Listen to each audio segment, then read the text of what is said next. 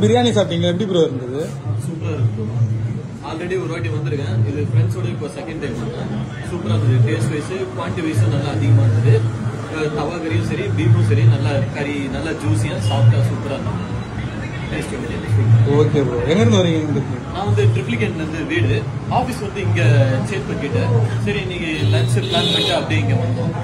சரி அதான் சாப்பிட்டு முடிச்சிட்டீங்க? சாப்பிட்டு முடிச்சிட்டோம். சூப்பரா இருந்தது. Okay bro, thank you bro.